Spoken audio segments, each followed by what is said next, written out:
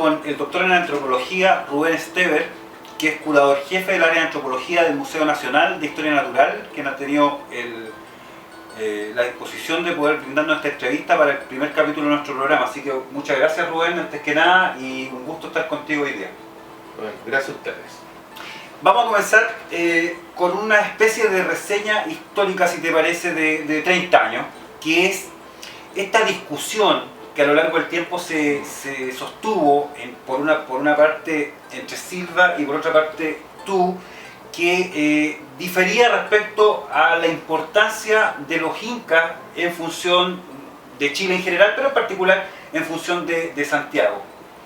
Esa discusión, que tomó un largo tiempo, vino a resolverse con la publicación de Mapocho Incaico, el trabajo que hiciste con Gonzalo Sotomayor, que dada la cantidad de evidencia y la solidez de lo que está planteado allí, resolvió una vez por todas hasta cierto punto. Van a haber más discusiones, pero dejó asentado que la importancia de la presencia inca en Chile era muchísimo mayor de lo que se había sostenido en los últimos 30 años. Exactamente, así es. Nosotros el año 1975 hicimos investigaciones en el Pucará de Chena. Estuvimos cavando en el Pucará de Chena, que en el año 75 y 76. Y bueno, ahí tuvimos que leer la bibliografía que existía. ¿Poca?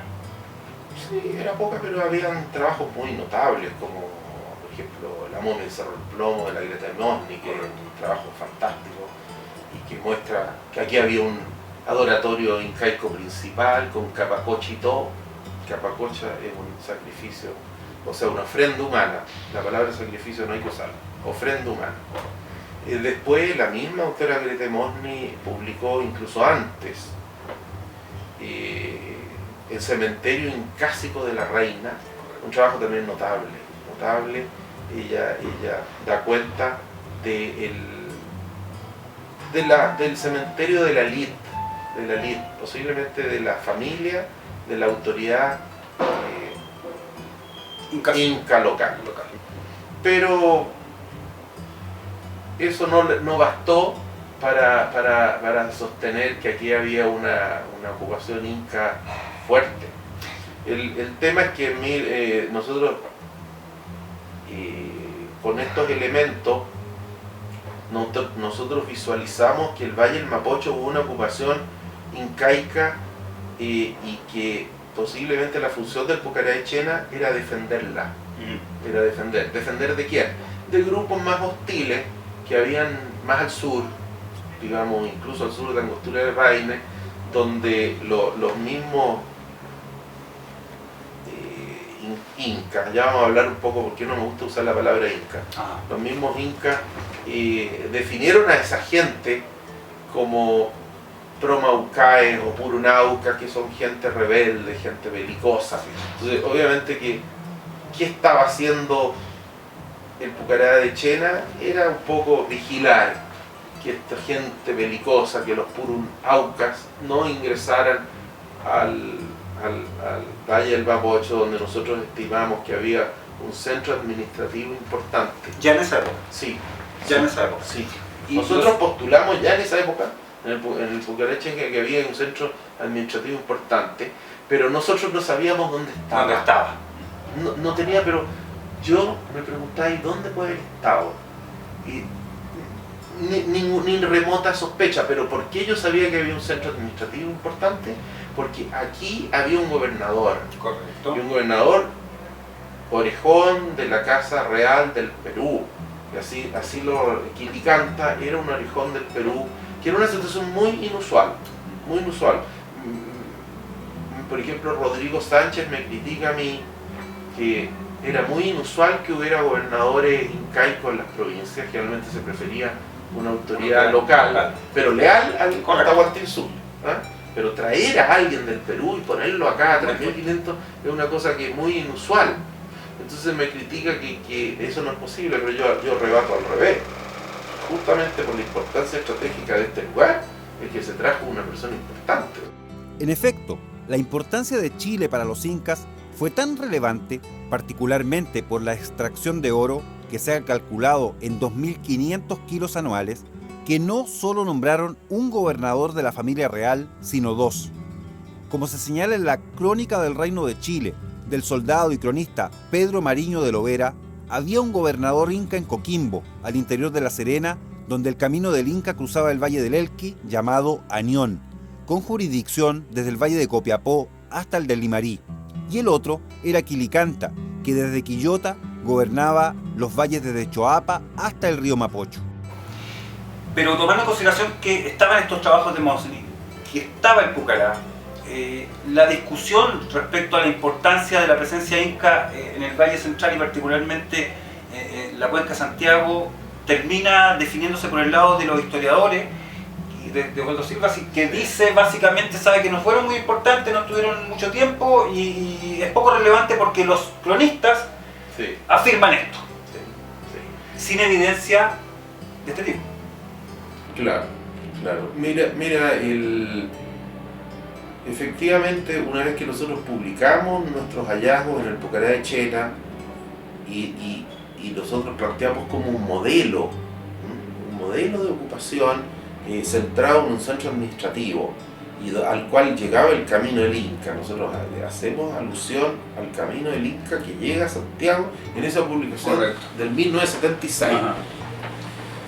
A partir de esta publicación, Osvaldo Silva, un destacado historiador, reflexionó y hizo análisis, como dices tú, de alguna documentación histórica, y él como define las cosas que debieran haber en un lugar con presencia incaica fuerte. Entonces, por ejemplo, dice, primero tiene que haber el Capañán, el camino del Inca, si no está, posible. Claro, y tiene que haber tripartición de la tierra, y el tercer argumento en este momento ni siquiera me lo recuerdo, habría que releerlo. Y entonces, basado en esos tres elementos, él llega a postular que aquí hubo una ocupación incaica débil, tardía, incompleta. Listo. En efecto, a partir de la publicación Consideraciones acerca del período inca en la Cuenca de Santiago en 1978, la opinión de Osvaldo Silva sobre la relevancia, profundidad y período de la ocupación incásica en Chile y particularmente en el Valle del Mapocho se impondrá sin mayores contrapuntos por los siguientes 34 años. Dado el hecho de que el llamado Imperio Inca, de acuerdo a los cronistas e historiadores, comenzó con el triunfo ante los chancas en 1438 y colapsó en 1533 con la muerte de Atahualpa, es decir, en solo 101 años, tanto la fecha de su ingreso a Chile como la relevancia de nuestro territorio para el Tahuantinsuyo ha tendido a ser minimizada.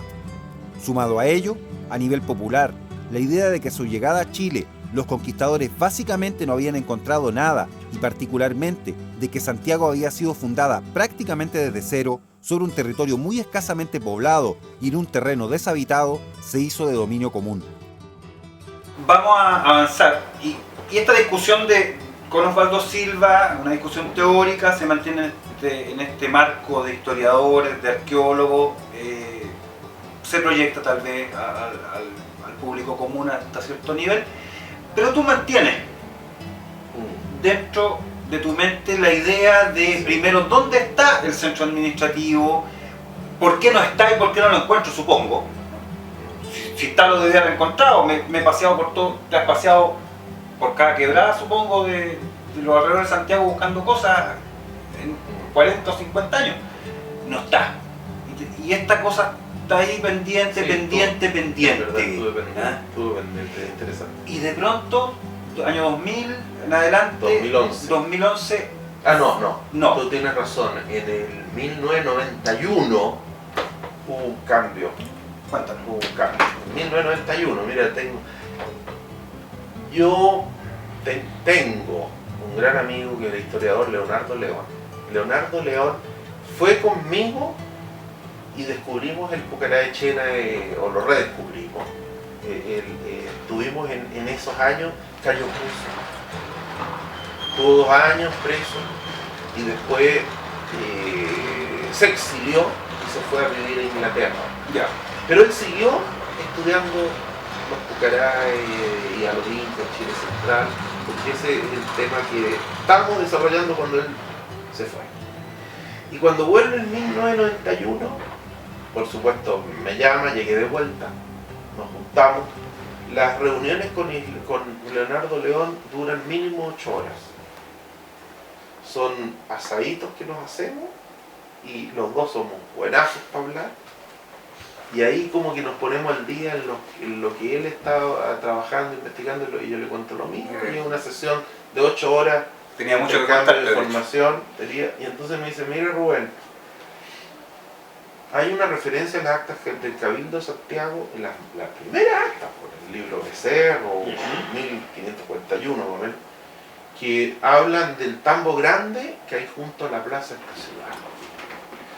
Y ahí se hizo Pedro Valdivia nombrar gobernador. Chuta, le digo yo, entonces el centro administrativo incaico estaba en ese lugar. ¿Y por qué no lo veíamos? Porque a veces ¿estáis fijados que de repente uno anda buscando los anteojos y los tiene puestos? Así pasa. ¿Ah? Así pasa. Y los tiene puestos. Sí, oye, ¿has visto mi anteojo? ¿Ah? No, es que los tenía puestos. Que soy tonto. ¿Sabí que el centro administrativo no lo podíamos ver? Porque estaba ahí. Porque estaba ahí.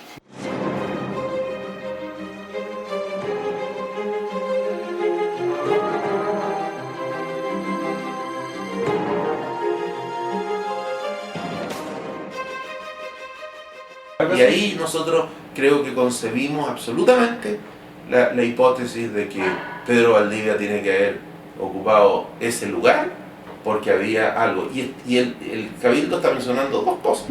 Una plaza, que hay frente a la plaza de esta ciudad. Para mí, una callanca siempre está ligada a un patio. No existe callanca sin plaza. Traduzcámoslo, callanca. Callanca es un edificio público incaico.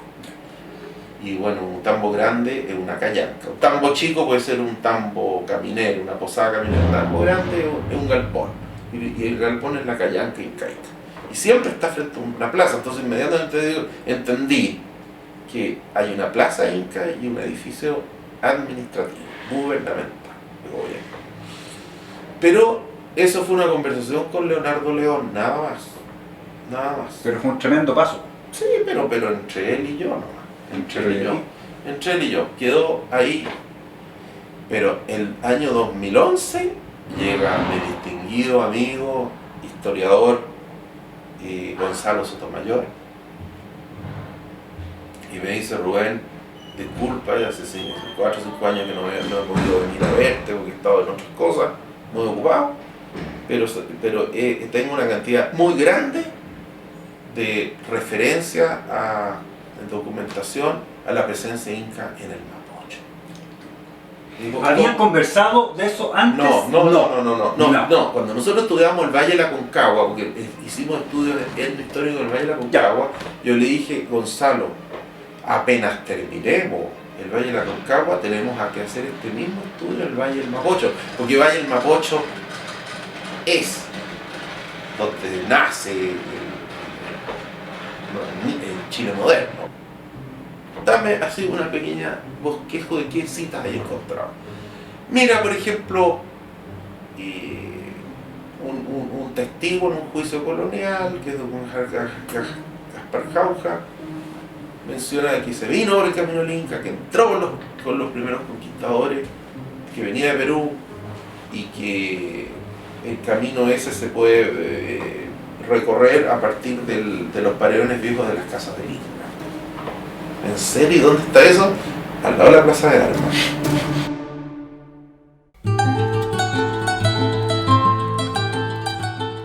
Para comprender de mejor manera la situación que se vivía en Chile a la llegada de don Pedro de Valdivia, es necesario realizar una precisión muy importante respecto a lo que se ha venido denominando ocupación incaica. Como veremos a continuación, este concepto resulta poco preciso e incluso equívoco cuando se utiliza de manera general. ¿Y por qué no me gusta usar la palabra Inca? Digámoslo. Porque Inca, estrictamente hablando, es el nombre del rey. Al rey se le decía Inca. Pero también por extensión a su familia real, que era muy amplia. La panaca. Las panacas, yo manejo cifras, no sé de dónde viene, pero de 600 personas. Entonces cada rey, cada inca formaba una panaca de unas 500, 600 personas que involucra a todos sus hijos y su señora. Y esas panacas siguen existiendo una vez que la persona desaparece. Claro. De hecho, momifican al inca y lo tienen ahí físicamente, sí, como un fardo, y lo llevan en las principales festividades a la plaza principal del Cusco. O sea, el cuerpo no desaparece y la panaca real sigue funcionando en torno al difunto como si estuviera vivo. Yo quiero reivindicar lo local, yo quiero volver a decir, reiterar que aquí, incas propiamente tal, de la Casa Real, había muy poco. Quizás solo Quilicanta y su familia, y nadie más. Entonces, ¿quiénes son los otros? Bueno, en primerísimo lugar, los mapochoes, los habitantes de aquí, en primerísimo lugar, que tienen una larga historia de miles de años. Creo que también ellos tuvieron que adaptarse, a incorporarse, asimilar lo que significó el Tahuantinsuyo, y una vez que se fueron del Tahuantinsuyo tuvieron que asimilar lo que significan los conquistadores europeos, y así sucesivamente hasta que se extinguieron.